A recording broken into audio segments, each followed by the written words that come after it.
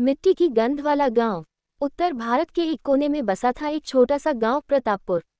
ये गांव नक्शे में भले ही छोटा था, पर यहाँ के लोगों की जिंदगियां भारी थी।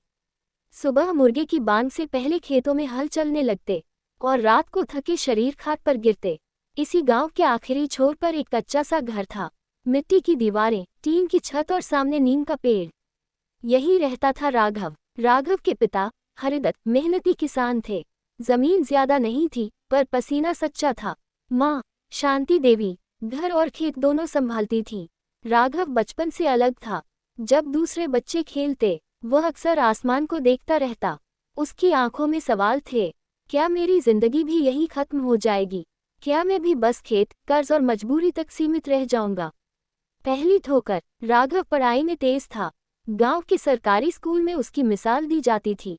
पर 12वीं के बाद जब कॉलेज की बात आई, तो सच्चाई सामने खड़ी थी। पैसे नहीं थे। एक शाम पिता ने कहा, बेटा अब खेत संभालने में हाथ बटाना होगा। राघव चुप रहा। उसने कुछ नहीं कहा, पर उस रात वह सो नहीं पाया।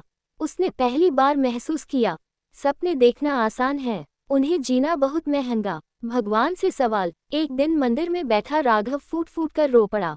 उसने भगवान से पूछा, अगर मेहनत का फल मिलता है, तो मेरे हिस्से में इतना संघर्ष क्यों? उसी समय एक बूढ़े पुजारी ने कहा, बेटा भगवान रास्ता दिखाते हैं, चलना तुम्हें पड़ता है। वह बात राघव के दिल में उतर गई। शहर की शुरुआत। राघव ने फैसला किया, वह शहर जाएगा। पिता ने अपनी चुपचाप जमा की हुई रकम उसे दी। माँ ने आंचल में मुंह छुपा लिया। शहर, भीड़, शोर, बेरुखी। राघव ने छोटे से कमरे में रहकर दिन में काम और रात में पढ़ाई शुरू की। कभी ढाबे पर बर्तन धोए, कभी गोदाम में बोरे उठाए। टूटने का दौर। लगातार असफलताएं आईं। एग्जाम में फेल, नौकरी से निकाला जाना, भरोसा टूटना। एक रात राघव ने खुद से कहा, शायद लोग सही कहते थे, किस्मत में नहीं है। लेकिन उसी पल उसे माँ की आवाज़ याद आई, हार मान लेना भी एक आदत होती है। फिर से उठना। राघव ने अपनी दिनचर्या बदली, खुद पर काम किया, स्किल सीखी, हार से डरना छोड़ दिया।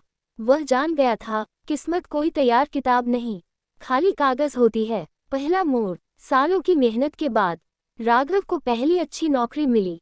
वह दिन उसने मंदिर जाकर भगवान को धन्यवाद दिया, पर इस बार उसने सिर झुकाकर नहीं कहा, बल्कि मन ही मन बोला, मैंने मेहनत की, आपने साथ दिया। सफलता का असली मतलब। राघव ने गांव लौटकर स्कूल बनवाया, लोगों को रोजगार दिया। वही लोग जो कभी कहते थे, इससे कुछ नहीं होगा, अब पूछते थे, इतनी ऊंचाई कैसे पाए? आखिरी सीख। गांव के बच्चों को संबोधित करते हुए राघव ने कहा, अपनी किस्मत खुद लिखनी पड़ती है, क्योंकि भगवान भी मेहनत करने वालों का साथ देता है।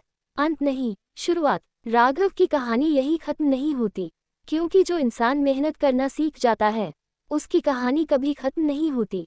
समापन पंक्ति। किस्मत कोई रहम नहीं, एक जिम्मेदारी है। जो इसे दूसरों पर छोड़ देता है, वह शिकायत करता है, और जो इसे अपने हाथ में लेता है, वही इतिहास बनाता है। अपनी किस्मत खुद लिखनी पड़ती है, क्योंकि भगवान भी मेहनत करने वालों का साथ देता है।